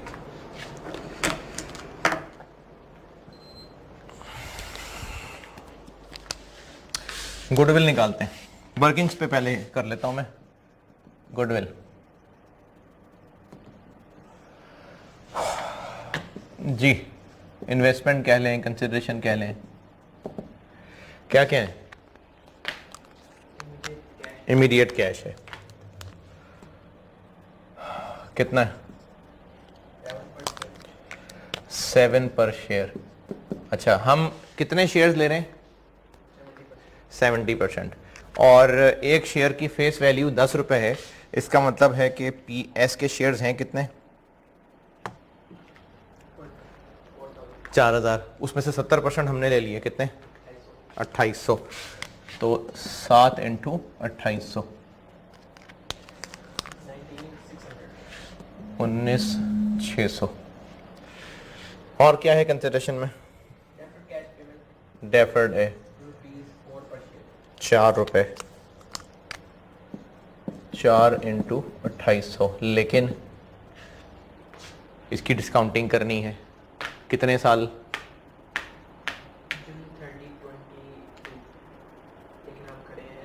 हम 1 जुलाई 18 पे खड़े हैं, तो 19, 20, 21, 22, 4 साल।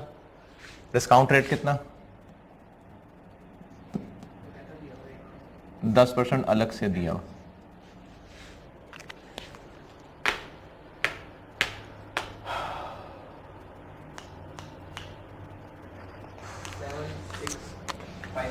Seven six 50। ठीक है। और क्या है? कंटेंजेंट है। कंटेंजेंट कितना है? लेकिन उसकी फेयर वैल्यू चाहिए। ये तो हमने कहा ना 3 रुपए देंगे, ये तो 3 रुपए देने का हमने वादा किया है, लेकिन इस वादे की और वादा भी मशरूत है, इस वादे की फेयर वैल्यू क्या है?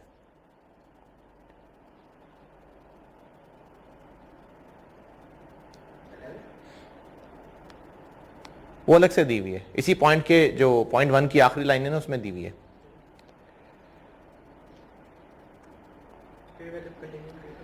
$1.25। 1.25। तो 2800 शेयर्स इंटू 1.25 3500। और क्या है? शेयर एक्सचेंज है। हमने 2800 शेयर्स लिए और बदले में अपने कितने देने? नहीं 2 for 5 और हमारा एक मार्केट में कितने का है? 32।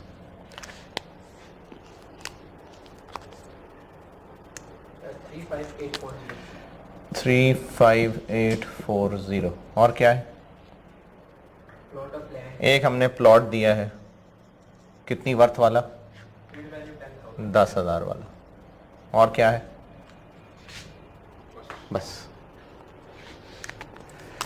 फिर साथ इसके आ जाएगी वैल्यू ऑफ NCI और वो अभी नहीं निकाल सकते, जब नेट एसेट्स का टोटल निकलेगा तो उसका 30% निकालेंगे, इसलिए अभी इस लाइन को छोड़ दिया। इसमें से कर देते हैं लेस एक्विजिशन डेट पे एस के नेट एसेट्स कितने थे जी? क्या क्या था? शेयर कैपिटल था 40,000, 40,000 और शेयर प्रीमियम था 20,000 और अदर रिजर्व्स थे 2,500 और रिटेन्ड अर्निंग्स थी कितनी? 14,000 की। और बस। अब बाकी देखें आगे सवाल में, हो सकता है कोई फेयर वैल्यू एडजस्टमेंट्स वगैरह हो। चलें आगे पॉइंट 2 में।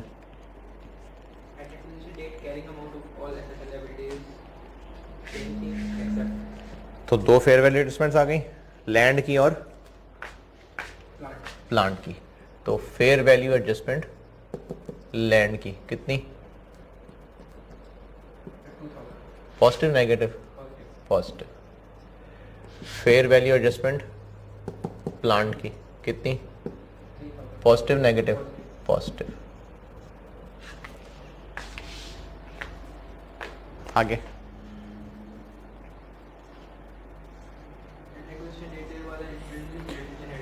एक इंटरनली जनरेटेड ब्रांड है जिसकी वैल्यू कितनी?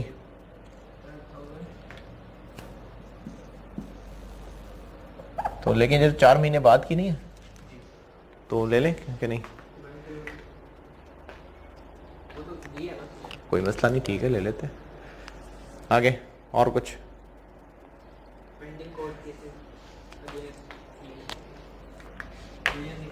कंटिंजेंट लायबिलिटी थी, फिर कंटिंजेंट लायबिलिटी थे ना, तो उसकी फिर फेयर वैल्यू होगी 7,000। Positive negative? नेगेटिव। और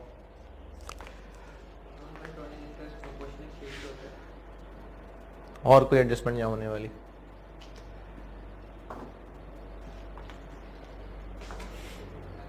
नहीं। जब आप ये सारी एडजस्टमेंट्स कर लें तो उसके बाद आखिरी एक और काम करना है, और वो आखिरी काम ये करना है, ये तब करना जब सवाल में कहा हुआ है। लास्ट पॉइंट क्या है सवाल का? डेफर्ड टैक्स का। करना क्या है कि ये तो वो फिगर थी ना जो एस की बुक्स में होंगी, लेकिन ये हमने कंसोलिडेशन एडजस्टमेंट्स की हैं, हमने खुद से और वैल्यूज डाली हैं।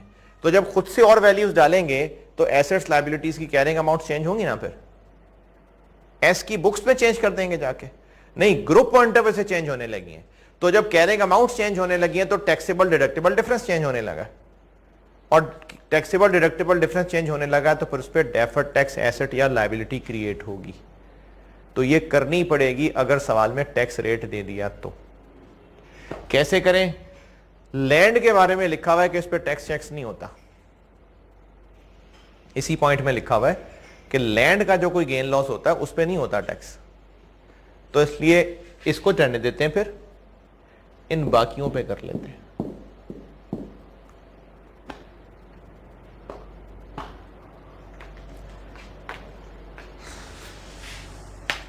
और चूंकि एसेट्स नेट वैल्यू बढ़ रही है तो मतलब टैक्सेबल डिफरेंस और बढ़ रहा है। तो टैक्सेबल डिफरेंस बढ़ेगा तो डेफर्ड टैक्स लायबिलिटी क्रिएट होगी। अगर आपको ये बिल्कुल भूल चुका हुआ है तो कोई बात नहीं, कंसोलिडेशन में इसकी बहुत ज्यादा टेस्टिंग नहीं है, जहां जहां टेस्टिंग हो वहां पर सब्र करके आगे बढ़ जाया कीजिएगा। बाकी जब IAS 12 कराऊंगा तो ये कंसोलिडेशन वाली चीजें दोबारा भी बता दूंगा। अभी फिलहाल अगर बिल्कुल ऊपर से जा रहा है तो बस मैं जो कह रहा हूं कर लें, ये छोड़ देते हैं, क्योंकि लैंड के बारे में लिखा हुआ है कि इसका गेन लॉस टैक्स नहीं होना, तो फिर इस पर डेफर्ड टैक्स भी नहीं बनना। 3 और 12 15 और 7 निकाल दें तो DTL बनेगा इन तीनों पे मिला के, इन पे, यानी 3 + 12 - 7 का 25%, 2000। और डेफर्ड टैक्स लायबिलिटी क्रिएट कर रहे हैं तो पॉजिटिव लिखूं नेगेटिव लिखूं? नेगेटिव, क्योंकि लायबिलिटी क्रिएट होगी तो इक्विटी कम होगी। इक्विटी कम क्यों होगी? टैक्स एक्सपेंस डेबिट, तो एक्सपेंस डेबिट तो प्रॉफिट्स कम ही होंगे ना, तो इसलिए नेगेटिव।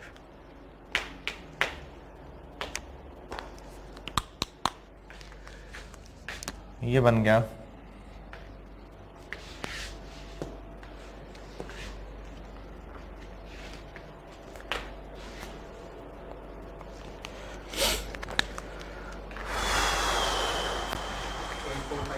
हम्म 84,500। और अब हम यहां 84,500 का 30% यहां लिख देते हैं, 25,350। तो ये पूरी इन्वेस्टमेंट हो गई पेरेंट की, ये वैल्यू ऑफ NCI हो गई, इसमें से 84,500 माइनस कर दें तो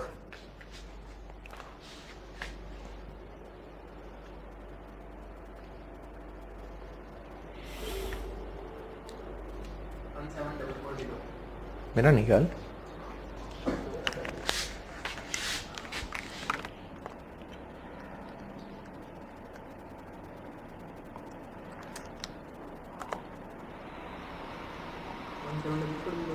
नहीं यार।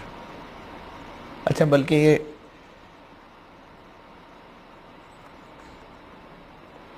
नहीं, आपने ये 84,500 में गलती कर दी है। 84,500 नहीं आता,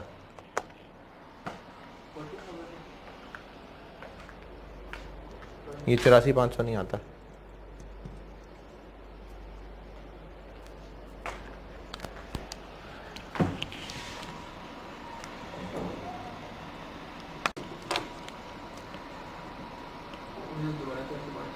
हैं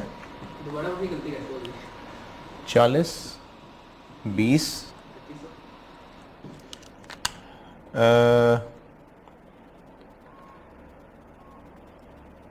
सवाल में क्या लिखा मैंने? अदर रिजर्व्स कितने थे?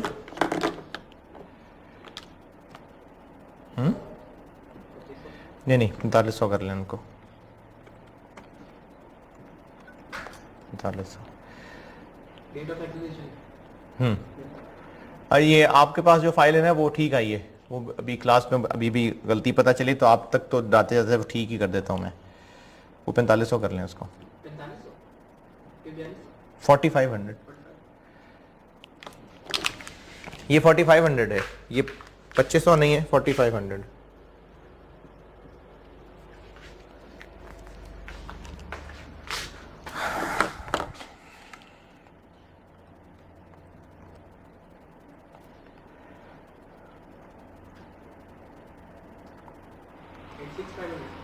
एक मिनट मैं ये वहाँ सेव कर दूँ जाके।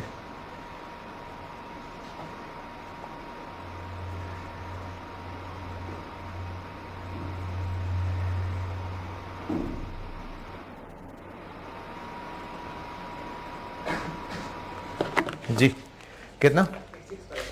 86,500। और ये कितना आ जाएगा फिर?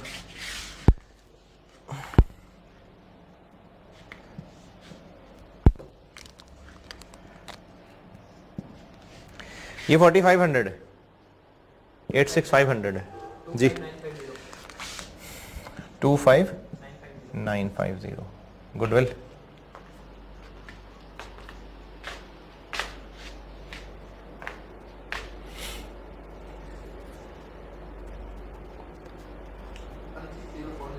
16040, ये सही है। ये हो गई गुडविल एट एक्विजिशन।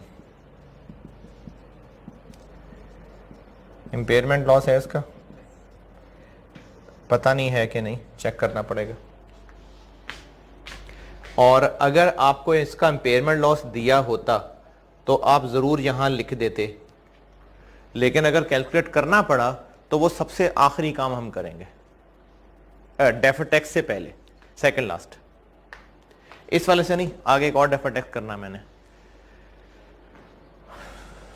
तो इसको मैंने अभी छोड़ दिया। ये हो गई गुडविल। अब ऐसा करते हैं कि इस क्लास को यहीं ब्रेक लगाते हैं।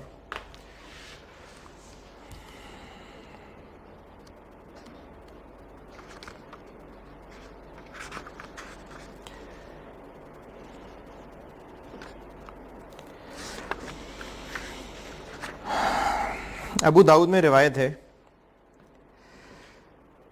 रसूल सल्लल्लाहु अलैहि वसल्लम ने फरमाया, अगर तू लोगों के अयूब यानी जो उनमें ऐब हैं के पीछे पड़ गया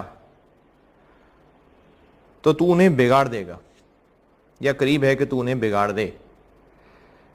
यानी अगर हम किसी पे क्रिटिसाइज कर रहे हैं, उसमें खामियां ढूंढे चले जा रहे हैं और उनको खामियों को ही क्रिटिसाइज कि तुम तो हो ही ऐसे, तुम तो हो ही ऐसे, तो मजीद बिगाड़ आ जाएगा। चलें लेक्चर 44 में मिलते हैं।